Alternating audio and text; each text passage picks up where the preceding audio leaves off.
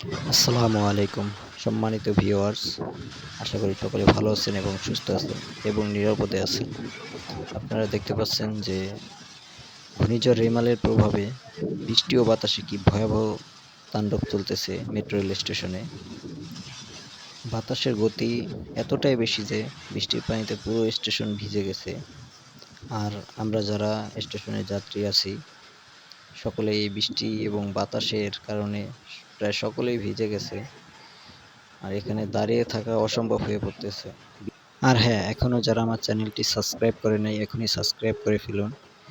ওহ viewers, বলতে না বলতেই আমাদের কাঙ্ক্ষিত ট্রেনটি চলে আসলো। এখন আমরা ট্রেনে উঠবো।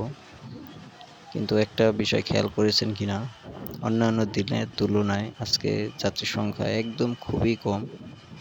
আর এমনটা হওয়ার একমাত্র কারণ হচ্ছে ঘূর্ণিঝড় রেমাল, যার কারণে মানুষ ঘর থেকে বের হতে পারছে না। যাদের খুব বেশি প্রয়োজন তারাই শুধু ঘর থেকে বের হচ্ছে। আর আপনারা সকলে আল্লাহর কাছে দোয়া করবেন যাতে ঘূর্ণিঝড় রেমাল অতি তাড়াতাড়ি থেমে যায় এবং জানমালের হেফাজত হয়। আর আপনারা অতি প্রয়োজন না হলে কেউ বের হবেন না, কারণ বাইরের পরিস্থিতি এতটাই খারাপ যে যেকোনো মতে যেকোনো দুর্ঘটনা হয়ে যেতে পারে। আর দেখুন ভিউয়ার্স, ট্রেনে যাত্রীর সংখ্যা খুবই কম। আর একটা কথা, ট্রেনে কতজন যাত্রী আছে কমেন্টে জানাবেন প্লিজ।